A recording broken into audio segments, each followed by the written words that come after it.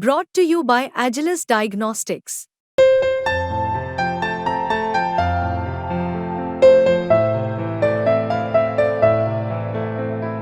Agilus Diagnostics.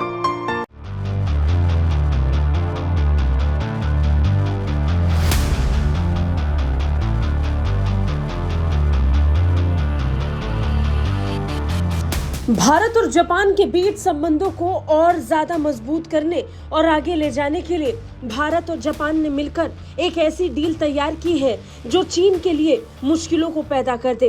Bharat और Japan के बीच एक ऐसी डिफेंस डील हुई है जो भारत और जापान की नौसेना को जबरदस्त धार देने वाली है।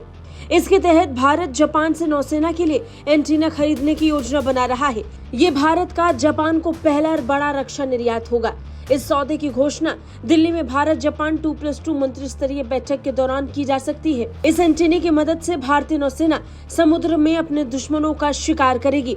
बड़े पैमाने पर जब चीन अपनी नौसेना को समुद्र में फैला रहा है, तब जरूरी ये है कि दुनिया मिलकर अपने अपने रक्षा बेड़े को मजबूत करे और इसी लिहाज से भारत और जापान के बीच ये डील बड़ी मजबूत दिखाई पड़ रही है।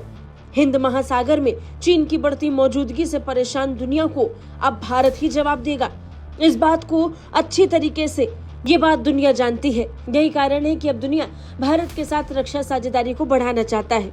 वो देश जो हथियार बनाते हैं वो भारत को हथियार बेचना चाहते हैं और जो हथियार नहीं बना सकते वो भारत से हथियार खरीदना चाहते हैं।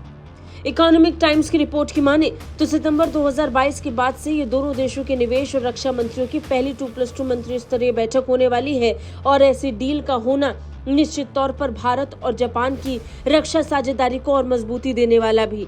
2+2 मंत्री स्तरीय बैठक भारत और जापान के बीच उन संबंधों को मजबूत करता है जो पिछले कई सालों से लगातार मजबूती के साथ खड़े हैं।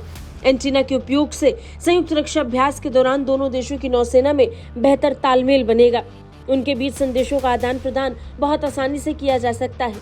बता दें, दोनों देशों की सेनाएं बड़े पैमाने पर वॉर एक्सरसाइज को अंजाम देती हैं। इन युद्ध अभ्यासों के जरिए से भारत और जापान अपनी अपनी योग्यता का प्रदर्शन करते हैं और एक दूसरे से जरूरी गुर सीखते हैं। बता दें, बीते कई सालों से दोनों देशों की थल सेना, वायुसेना और नौसेना ने बड़े पैमाने पर ऐसे युद्ध अभ्यास किए हैं जो चीन के लिए टेंशन बढ़ाने वाले हों। ऐसे में उन जरूरी रक्षा उपकरणों को लेकर के भी दोनों देशों के बीच डील चीन के लिए मुसीबत ले आएगी। ब्यूरो रिपोर्ट, भारत तक।